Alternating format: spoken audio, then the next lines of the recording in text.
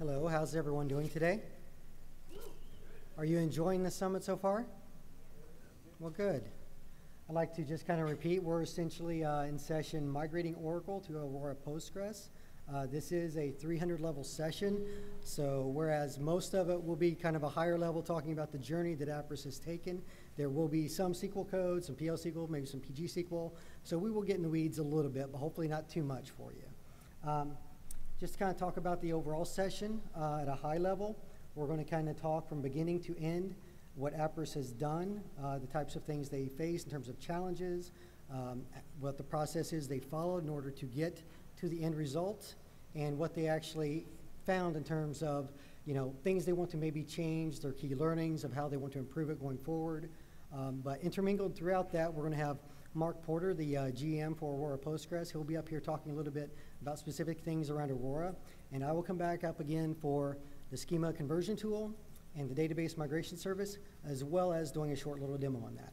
So with that, I'm going to hand it over to Bobby Johnson from Appriss. Test.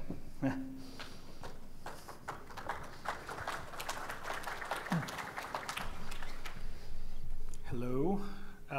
My name is Robert Johnson, and I represent Appriss Health. For the musically inclined in here, I'm aware that I share the same name as a guitar blues great, Robert Johnson. But as much as I'd like to claim that I'm related to him, or even have a fraction of his musical talent, we just share the same name. But my friends and coworkers and Brett just call me Bobby. I am the Cloud Platform Manager, Infrastructure Manager for Appriss Health. I manage all things AWS and spend my spare time being an ex-operational DBA, assisting Appriss Health database engineers and administrators. I used to spend all my time trying to get my database I/O faster and faster through complicated SAN design and database file placement so that our relational databases would operate at lightning speed. Those were the days. Okay, enough about me and more about Appriss Health. This is our motto for Appriss. With actionable information and insights gained from our data and analytical solutions, our customers are able to more effectively save lives, mitigate fraud, and reduce risk. We call it knowledge for good, and that's the overall Appriss motto. But we have several divisions within Appriss that cover different public sector areas. In this case, there's safety, retail, and health, and I represent health. If you all have any questions about our retail or our safety group, I know there's some Appriss individuals in here from those divisions, and they'd be glad to ask your all's questions or just see me. So Appriss Health is a division of Appriss, and we're a small company in Louisville, Kentucky. The division I represent has a mission statement and goal every day to help providers, pharmacists, health care organizations make better informed decisions for early intervention and improved outcomes with our industry-leading data analytics and clinical decision support system. That's a mouthful, but it's what we try to do every day. So we create solutions for detecting and monitoring opioid and methamphetamine for prescribers or pharmacies and health providers and for government agencies. We inform and support local and state and federal governments to get this information to them so that they can track the ever-growing opioid and over-the-counter drug epidemics that we all see through the United States right now. I'll go ahead and skip this one. So the current crisis requires us to focus on helping states, as I mentioned earlier, and to stop spending all of our time working on infrastructure, and that's why we turned to AWS, I want to say 5 years ago, and that's where we are today. Overview. We started off by moving to AWS the typical new customer way. We just forklifted our applications and databases directly from physical hardware over to Linux and Windows-based EC2 or elastic cloud servers, compute cloud servers, better known as EC2s to people who've worked with AWS before.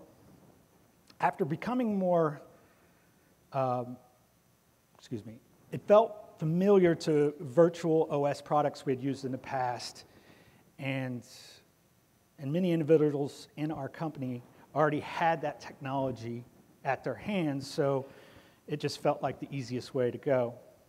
After becoming more comfortable with AWS, we started to research what else AWS had to offer. I mean, we were just installing Postgres on an EC2 with a Linux platform, so that's pretty traditional. So we started to look into our relational database services, which is RDS. We already had PostgreSQL installed on EC2s for a handful of applications, so migrating was as simple as a PG dump and a PG restore. After some minor fine-tuning, we were up and running in production. Our footprint now within AWS for Appriss Health is about 95%, so we think we're getting the hang of this cloud business.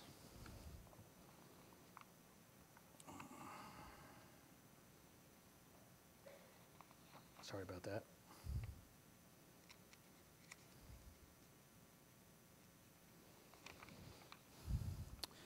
So the big dilemma here, Postgres was relatively easy for us, but what about our large-scale Oracle applications?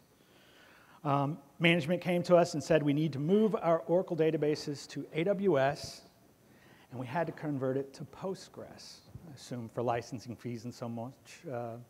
Oracle is not necessarily that cheap.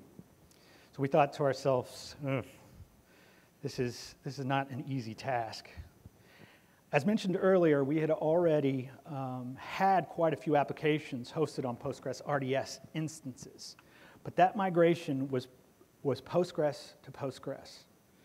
But this was Oracle to Postgres. There were only 3 of us, Greg Keith, who will be speaking here shortly, and Dean Langford, who felt we would be better equipped to handle this presentation and is critiquing us down in the audience below. We were also told we only had a few months to complete this, and we only had 2 hours of outage to make the cutover, because this is a production system. I'm going to be honest with you all, the first thing we did was freak out a bit. And after that, we freaked out a bit more. And then we decided, we have a relationship with AWS, so let's reach out to our AWS Enterprise GovTech Manager, Larry Beyer, and ask for his help. And he sent us Brent Hensley, who introduced me, and he just wanted to further discuss what our problem was. So after we gave him initial project details, he went off to his team and started working with his team, and came back a week or so later and goes, he said, hey, Bobby, I have an idea. Let's try a relatively new technology we have named Database Migration Services, aka DMS, and rather than migrating to Postgres RDS like we've done so many times before, let's go to this new Postgres-based database platform, Aurora RDS, instead. The only question I had was, what is Aurora? This is when Brett and team got us in contact with AWS professionals on the Aurora team who proceeded to explain what Aurora is and all the nuts and bolts of how it works. I was sold and ready to move forward. Speaking of the Aurora team, now here to give the answers to the question, what is Aurora, is the General Manager of Amazon RDS and Amazon Aurora, Mark Porter.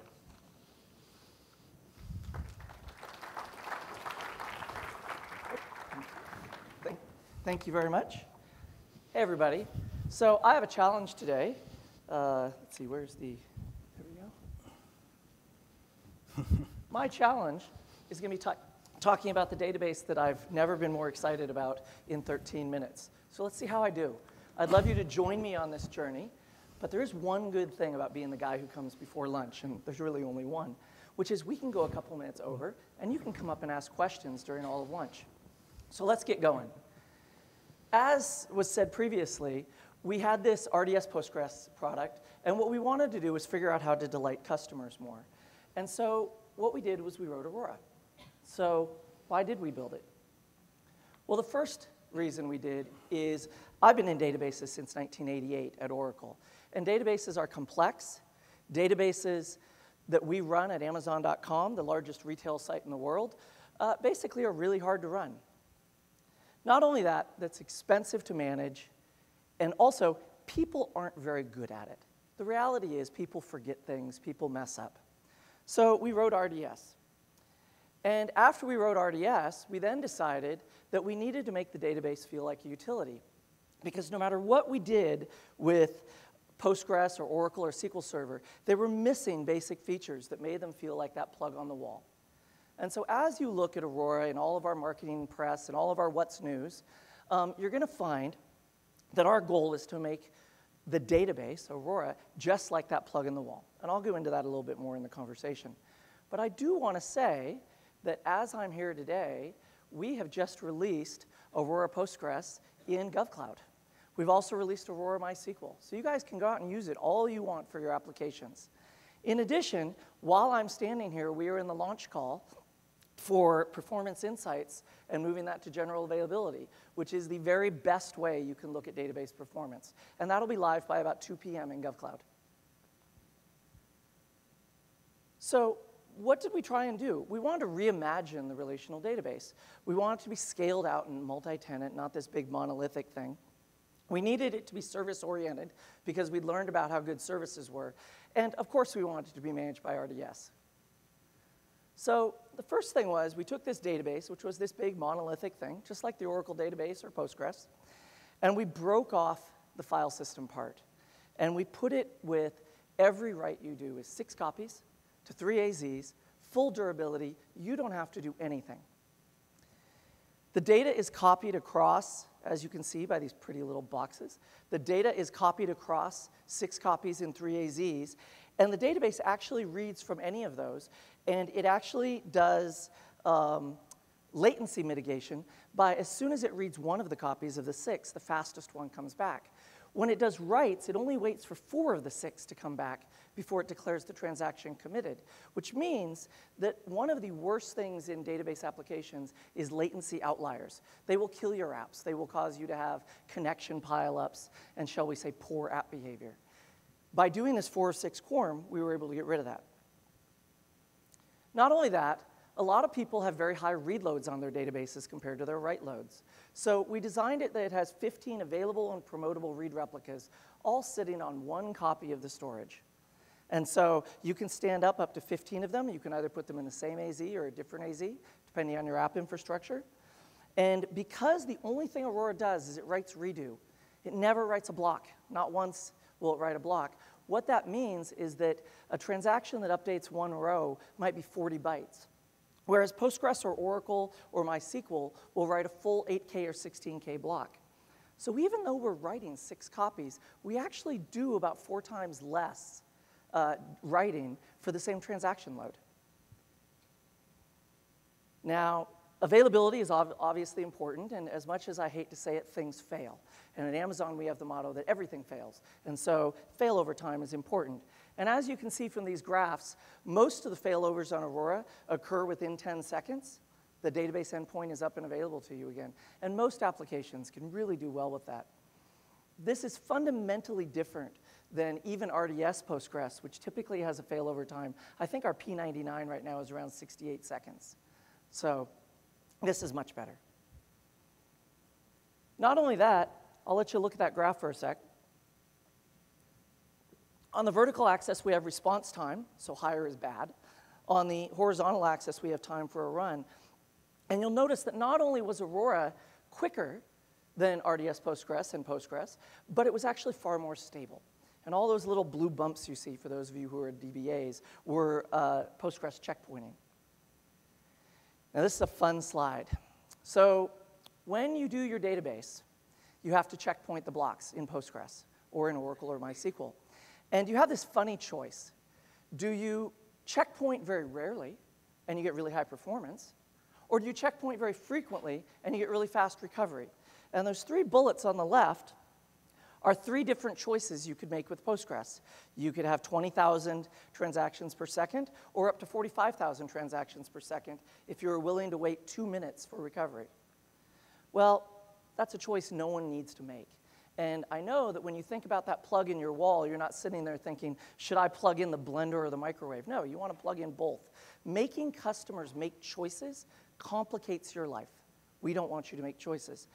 So that little dot over in the right is Amazon Aurora Postgres. 135,000 transactions per second with 2 seconds recovery time. And that is one of the key architectural advantages of Aurora, is this concept of a predictable fast recovery time. So we needed a service-oriented architecture, and so we used the services listed here. And we wanted it to be fully managed. Now, I'm not going to read this slide to you, but the basic idea is that people who run your databases can either be infrastructure DBAs who are concerned with backups and disks and striping, or application DBAs. And pretty much all of them want to be application DBAs, and as the business you want them to be. Well, between RDS and Aurora, we actually help your DBAs become application DBAs, work with your business units, add more value. So, oh, I clicked one too many times. I let the build go, damn it. There's been this thing going on about MySQL saying it is the single most popular open source database. Well, I'm not going to say it's not, but these people are. DBEngines.com says that Postgres is the most popular database and actually won the award this year. Not only that, JetBrains.com did a study to see what database developers found most interesting and exciting to use. And what they found is that Postgres dominated that equation.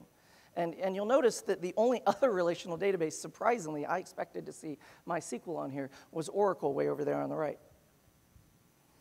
Finally, Stack Overflow, a site we all know and love and spend way too much time on, went and published their survey of the most popular database and most loved database, and Postgres ranked right up there. Now, I was also proud to see that Amazon Aurora was right up there as well, and we think this is because the Postgres community has been focused, like Amazon, on delighting customers. Postgres has been an open source project for over 20 years now, and they are not owned by any company. They are a nonprofit organization that is actually run by a set of very, very passionate open source folks, and their goal is to delight customers. And I think you can see it's paying off.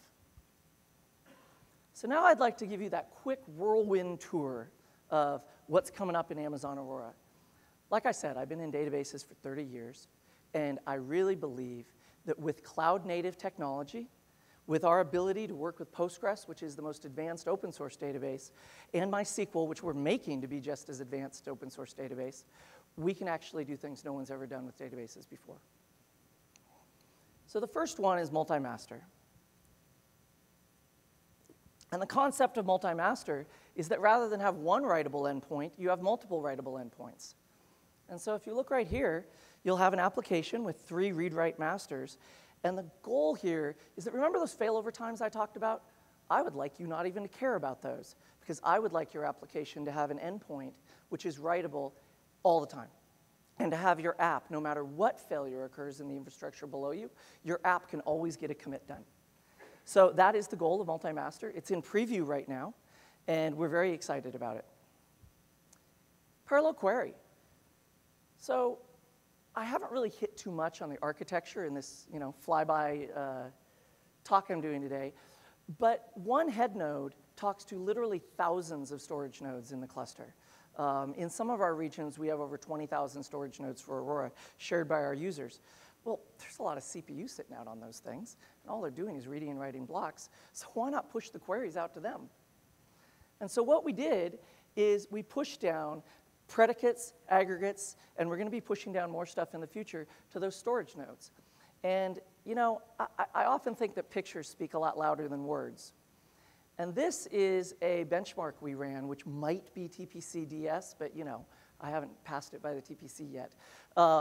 And so this is the magnitude of improvement over that other benchmark. And notice these aren't times. Higher is good. And you'll see that some of the queries in that benchmark ran 100 to 200 times faster with parallel query. And because the fleet is big, we can actually use the law of large numbers and have thousands of customers running parallel queries at the same time across that storage fleet.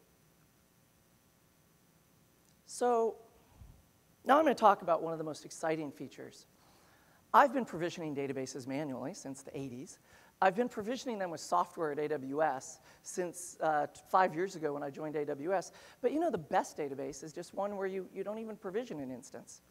And serverless is that idea.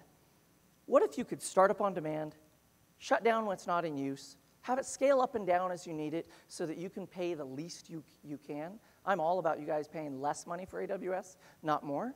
Every customer who's met with me in this room knows that. And then what about if it was completely compatible and it was just an endpoint, just like the endpoint you use today? Well, that's Aurora Serverless. The idea is that because Aurora is managing the infrastructure, we monitor it all the time. We will scale up and down as needed based on thresholds you set. They're transparent to the application. We do not kill your connections and make your app reconnect. Not only that, you can configure the minimum and maximum.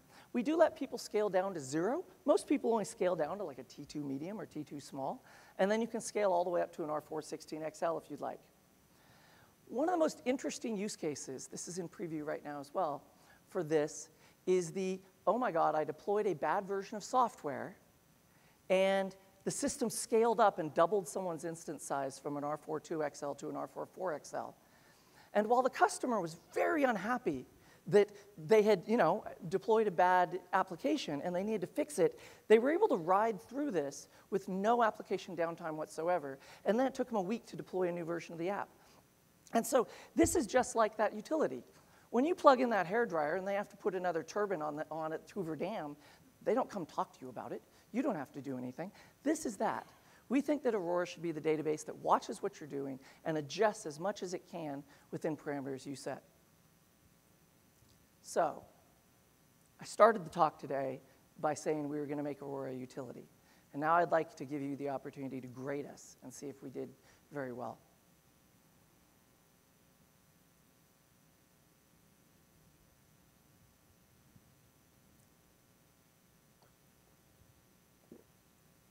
So if you look at all of those things up there, you will see that we are trying to do everything I've said.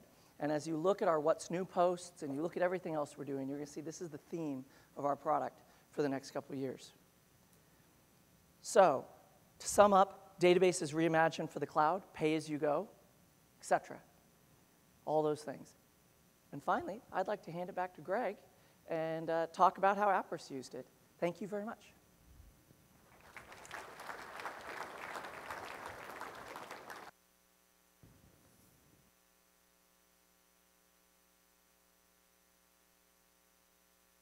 Turn it on. Oh, but I do need that.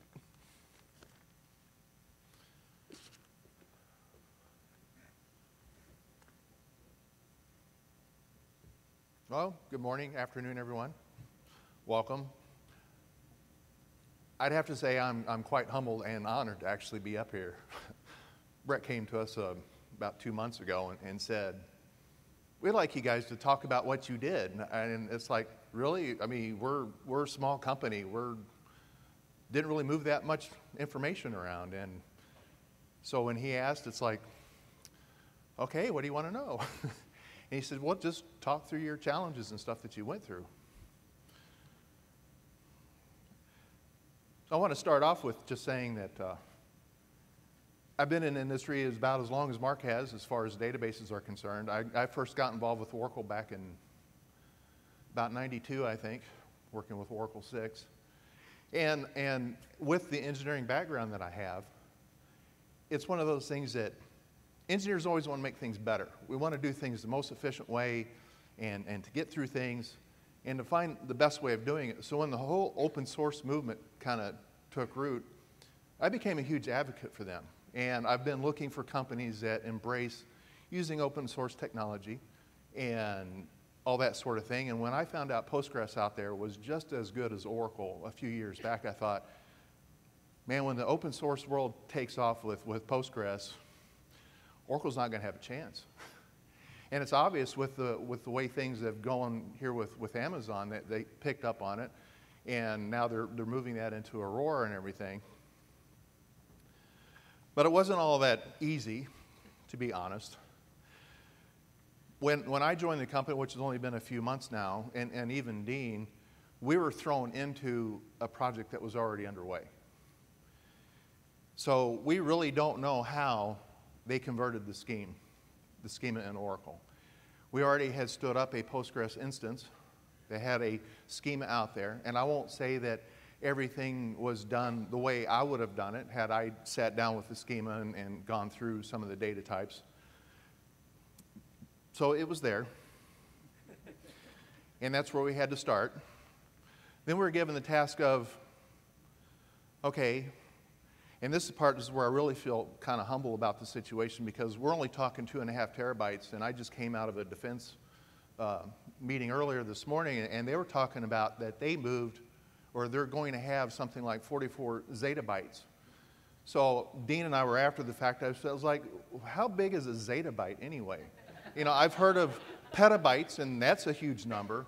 And then there's exabytes, and that's like 1,000 times bigger than that. It's like, what the heck is a zettabyte? And they're talking about storing 44 zettabytes out there, and it's like, how big is this thing? So when I'm talking about 2.5 terabytes, it's like, you need a bitty number.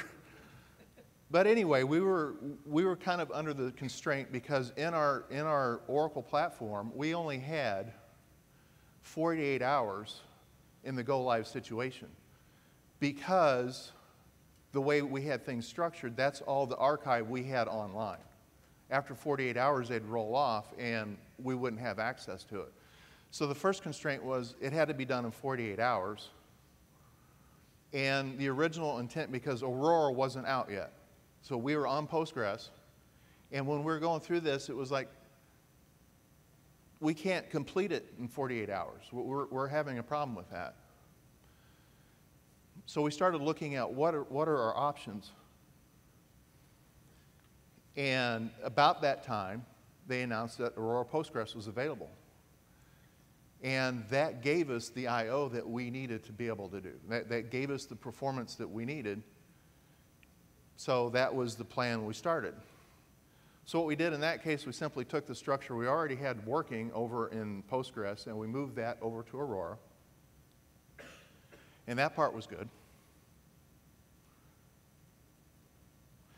And by doing so, we were able to load the data from Oracle into Aurora in under 24 hours. So that got us down to the within the 48-hour window. But we still had the other part of the problem was we had to be able to, wow.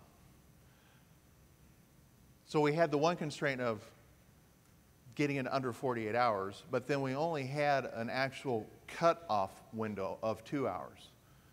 Just with all the customers that we have that use our system, we were limited to simply 2 hours of downtime. So we had to be able to go from the Oracle in-house platform to Amazon's Aurora system in under 2 hours, at the same time of being able to migrate all this within a 48-hour period. So we had to come up with some pretty interesting processes and stuff in order to make all that happen.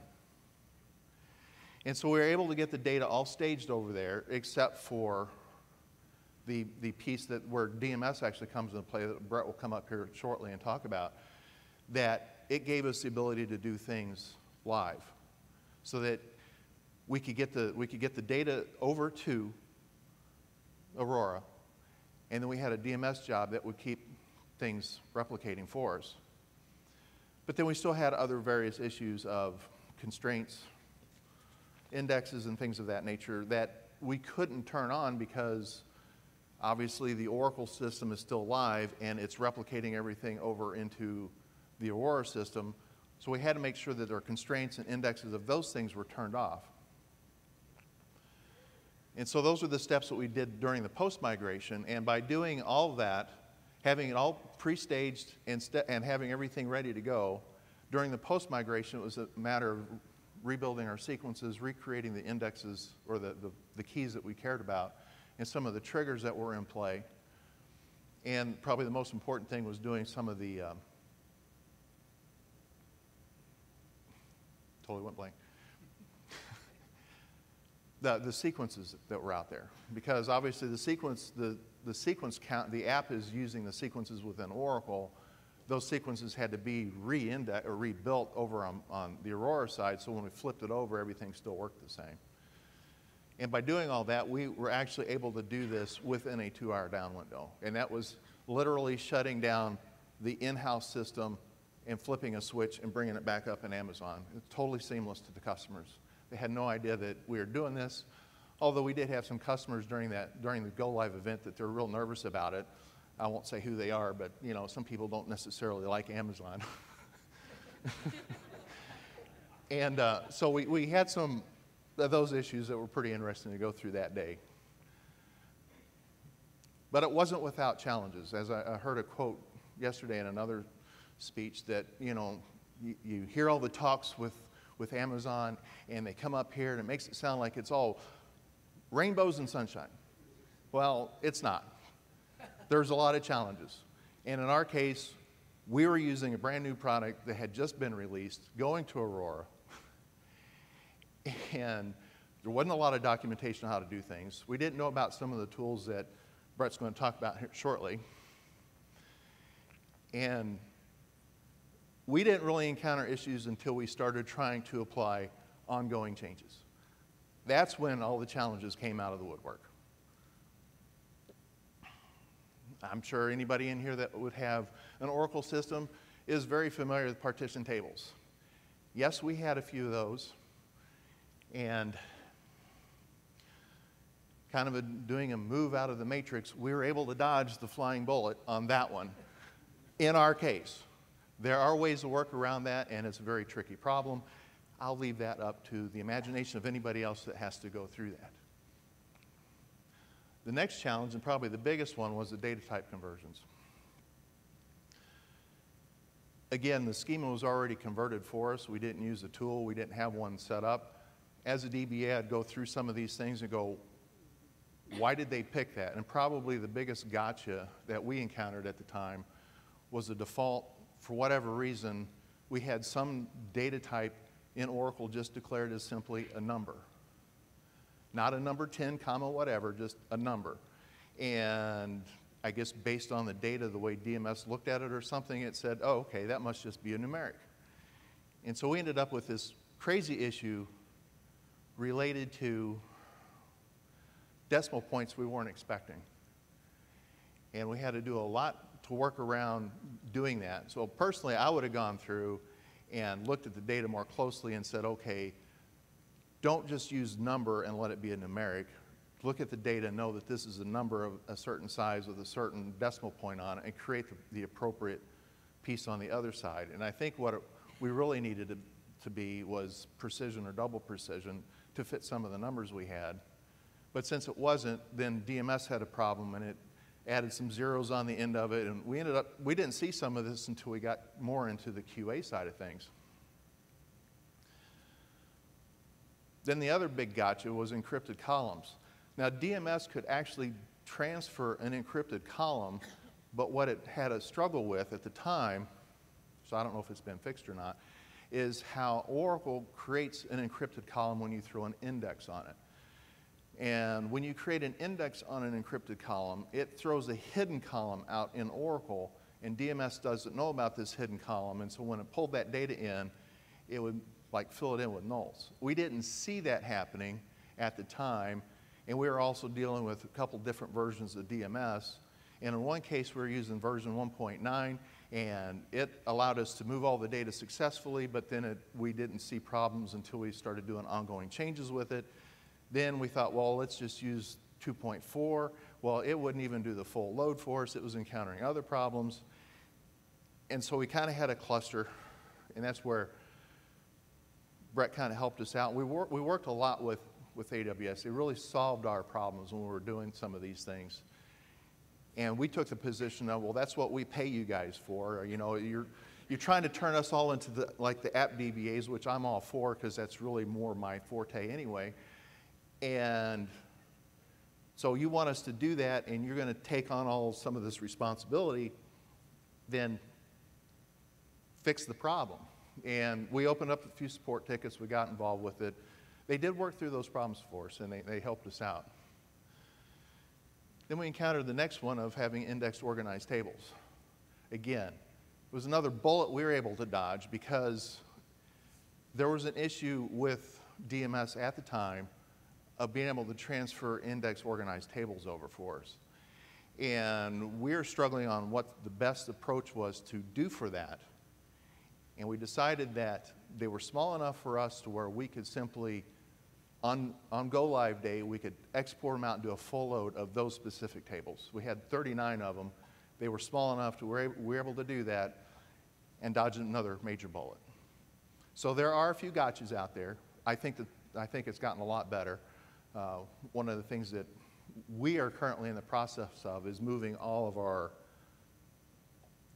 normal RDS instances over into Aurora, and we kind of ran into a snag there on the migration effort, but we just saw a thing that came out, I think last night, that they finally got the patch for that. So we are in the process of moving everything from our standard RDS over into Aurora. And with that, I'm going to turn it over to Brett, who's going to talk about the DMS tools.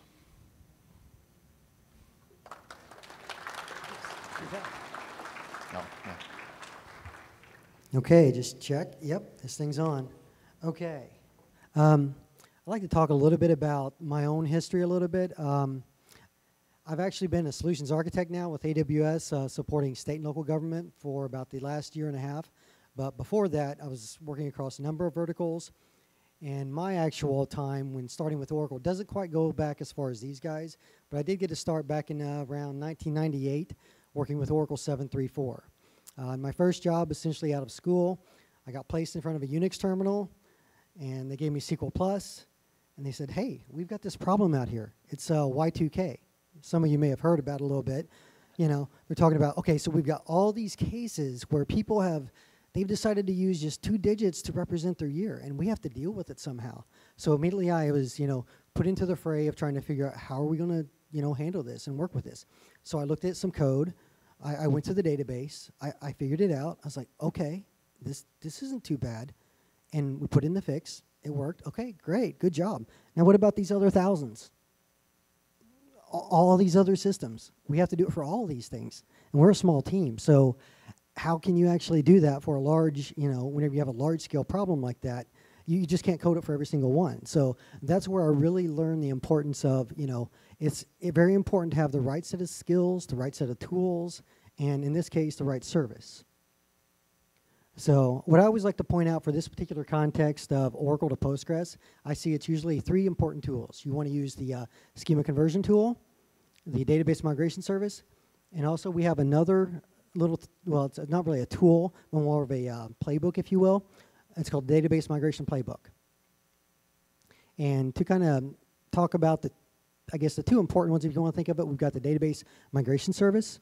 And the Database Migration Service actually is the one which is going to actually move your data from the one system to the other. The Schema Conversion tool is going to help you do that actual base conversion of all your tables, your objects, all those elements, and help you get converted from your existing commercial database potentially to another commercial database or even maybe an open source database.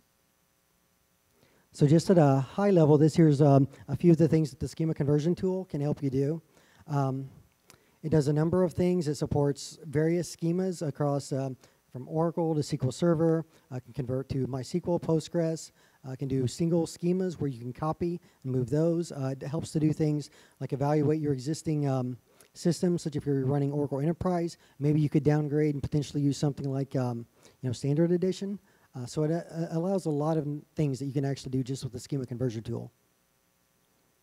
This here at a high level just kind of shows which ones are supported as of right now. We did just recently add IBM DB2.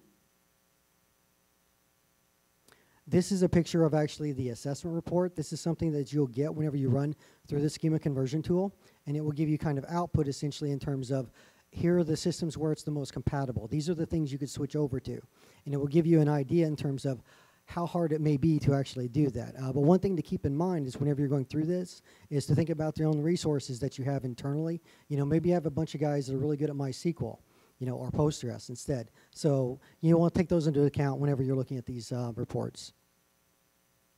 This here's kind of a visual of the actual UI itself. The schema conversion tool gives you a display where you can actually see all of your objects on one side versus the other, and in the lower panes you can see there's actually some code and tells you the example of what it was potentially in Oracle and what it is over in Postgres. The database migration service, again, this is where it's actually going to be moving your data. You can see the listing at the bottom of the ones we support in terms of where you can move the data between the two systems. And just to talk a little bit about the acceleration of our database migration service, whereas we may have started out, you know, a little over 2 years ago, it's now grown to where we're just a little over 75,000 migrations to date. This here's kind of a visual representation. So whenever you're actually working through this, you're going to want to run the schema conversion tool to get your base system pushed into the new system, so from Oracle to Postgres. And then after you do that, you're going to want to run the database migration service to actually sync your data. And that's going to do your full load for you and do that continual integration or keep those continual changes replicated. And here's a quick view of the migration playbook. And this migration playbook actually essentially will take care of all the things that where the tool can do automation for you on a lot of things. I mean, we all have our unique parts of our systems which, you know, can't be automated and done perfectly. This is going to give you those, you know, a few little tips, the scripts, you know, the best practices, if you will. And it's well over 300 pages, so I highly recommend if you're running through this process and you're hitting some challenges, definitely check this out. It might be able to help you out. So just to kind of set the stage for the demo really quickly, this demo is going to show essentially I have two databases set up. One is an Oracle database, one's a Postgres database, and I've created a virtual machine actually running on EC2, which already has dbeaver installed on it, as well as the schema conversion tool. And the schema conversion tool is an application that you can actually download, and you can install it, and you could even run it on-prem. But for this particular demo, I chose to do it in an EC2 instance.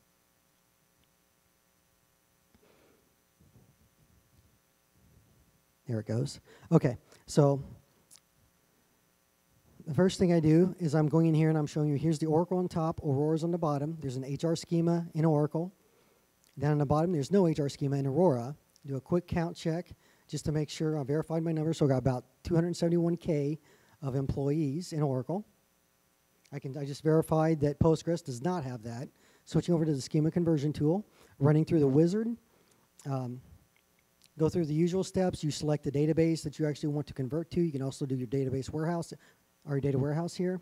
Setting up my basic connectivity for Oracle. And the next step, it's going to actually ask me to select my schema. So in this case, I'm just going to choose the HR schema. Here's the assessment report that I talked about earlier.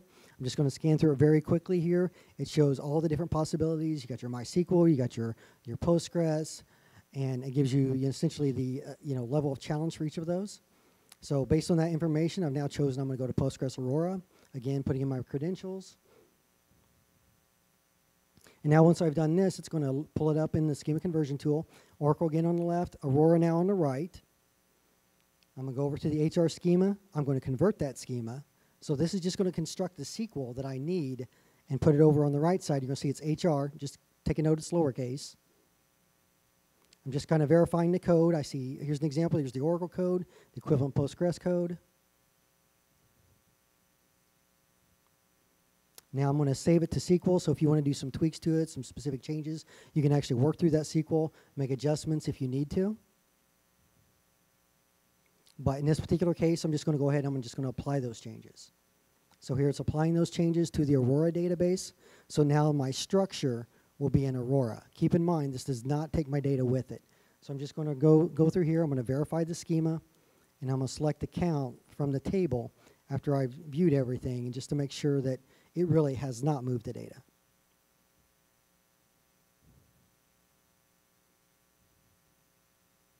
So now we're going to switch over to the database migration service, which is going to move my data.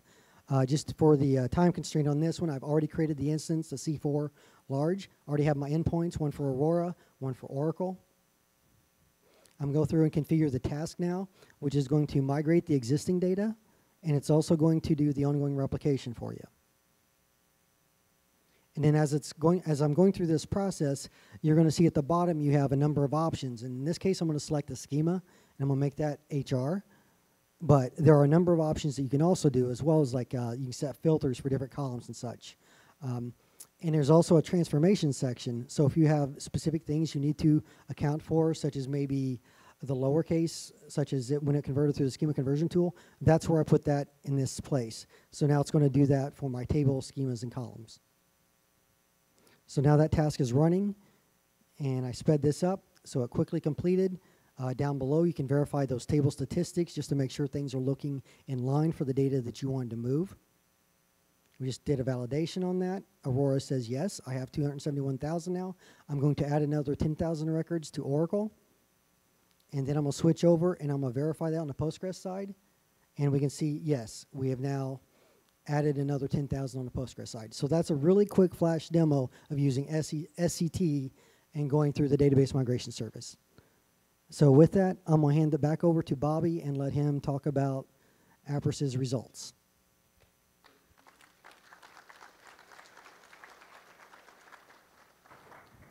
Yeah, thanks. Thanks, Brett. All right, we're running a little short of time, so I'll try to expedite this a bit. So the adventure's over for us. We got everything migrated over to Postgres Aurora. So how is Aurora in real time after we did this whole migration piece? Well, the first and foremost, well, second to the I/O structure that Aurora has, which is truly amazing, something that they give out of box to us day-to-day users is the performance insights. And those that use PostgreSQL right now, PGStat activity, or some third-party tool is typically what people use. But with performance insights, it gives you a good, in our case, 24-hour viewpoint of where a particular query is causing issues and what resource it's causing issues for. So it's been fantastic to, someone calls over and says, we have a performance problem that happened at 2 o'clock last night. Can you see it? Yes, I can tell you exactly what it is. Can you guys tune this? You know, or don't run your BI queries in the middle of the day or something like that.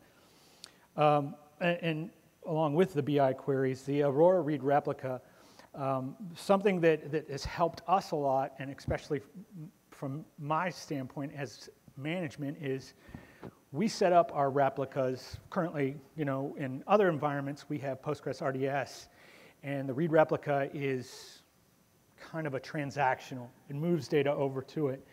And in order for no blocking or anything like that to go on, you have to put your Postgres RDS in a particular mode, and when someone's selecting from the replica, that thing stays stale, you know, in our minds. So with Aurora, it's the same I/O. So there is no waiting. It's always fresh. The BI people are entirely tickled to death that they get real-time data. They don't have to go, well, I'm running this overnight for 12 hours. Anybody that hits the system, well, you're not going to get fresh data. Well, now they will. And that's, to us, that solves a big problem that we're constantly fighting with. You know, I'm just skipping over my slides, just talking, so. Last is, I mean, I didn't expect this at first, and I had to actually send this to Brett and team and just to confirm if this was right, and that is cost. So we have a pretty big shop of Postgres RDS. Now, this was from Oracle to Postgres Aurora, so it's a little harder for us to gauge, but a new project that we're getting ready to start, we had such success with this Oracle to Aurora that now we're converting all of our Postgres RDSs to Postgres Aurora. And out of the box, I kept looking at these numbers. You know, they say 4x faster compared to Postgres RDS. We were slightly conservative about it. We started off at just half the size and was still fearful. And that's the way I based the costs. And I ran it by them 100 times. We get 60% savings from our Postgres RDS moving to Postgres Aurora. I mean, for us in our footprint with Postgres RDS, that's just massive savings to us. And it frees up for more staff and more resources to work throughout our day. So that's a big benefit coming our way. Finally, our future plans, I mentioned that we're migrating everything to Aurora. We do have one last Oracle database that we're going to be migrating to Aurora. And this time we're going to utilize the schema comparison tool or schema conversion tool and the migration playbook. We're going to learn all these things that Brett taught us after the fact. And we're also branching out into additional AWS services and features. And the big one we're going to be working on is one that was listed yesterday. I don't know if you all went to that AWS database at scale yesterday, but it was an excellent presentation done by Dan Newelt. I think he was the DMS head, and we're venturing into the data lake world. So I'm sure Brett and team will be assisting us with this data lake, and I hope he comes back and says, Bobby, I have an idea. So here's Brett to finish back up.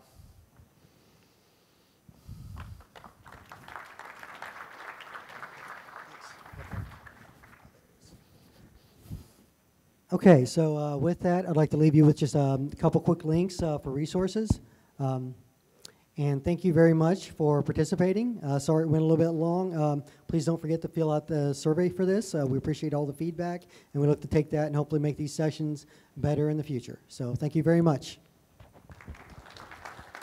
And we'll be up here for questions. And then for those of you who like stickers, I also have a bunch of AWS and RDS stickers up here.